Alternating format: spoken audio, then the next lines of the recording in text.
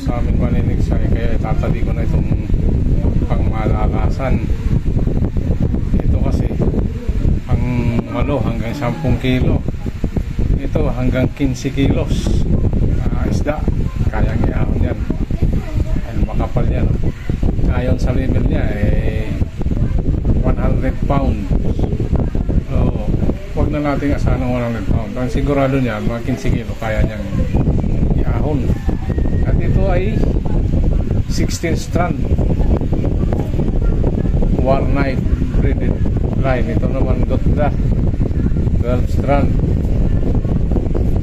Ito puro spider ito. Ayan, ito ay 0.32 mm itong dalawa. Ito naman 0.40 mm. So ito ang dadalhin ko, itong tatlo. Ito ay dadalhin ko na rin pala, baka maputulan tayo dito at least yung may backup. Ito hinahanda ko lang ito pag lumayo sa may mga malalaking isda. Ito ang gagamitin siyempre para sigurado na pag pinamalang isda may aahon pagka magandang pagkakabaw ng pala. Kasi kung ito lang at malaking isda ay matik mapuputol. Sayang naman. Ang maganda lang nitong braided line na ito, dahil pointer dito nga, pang malayuan na tira. Kaya ang nakakapit na pala ay medyo mag-aangana. Mga regular lang bala. Ito kasing pang malakihan ay mabigat. Mabigat na bala.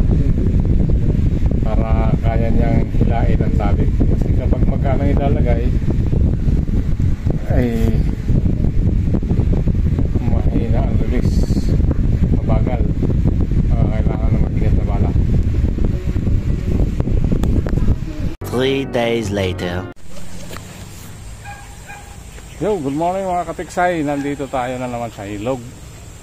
At try natin, baka may magpapakita na dalag. Samahan nyo ka guys. Let's go.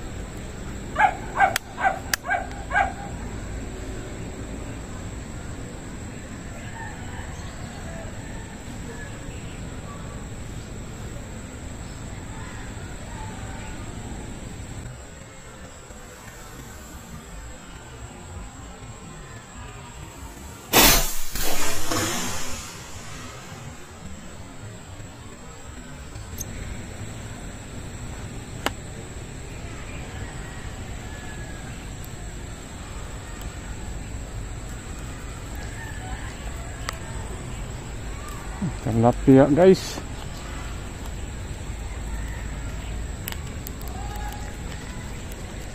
Ito lang ang mayroon dumul pa ano yan wala nang hangin ang aking beng-beng. Ayan guys pwede na yan.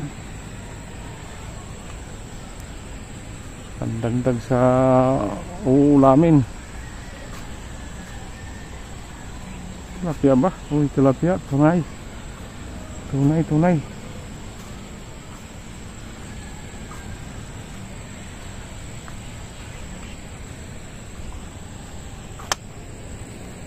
Hangin. Nadubol pa siya.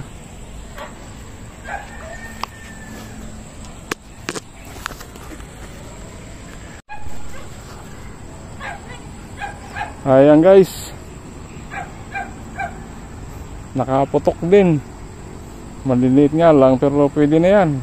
kaysa uuwing bukya. Ayos na yan. Alright, ay pang reels na. Okay guys, nakaputok.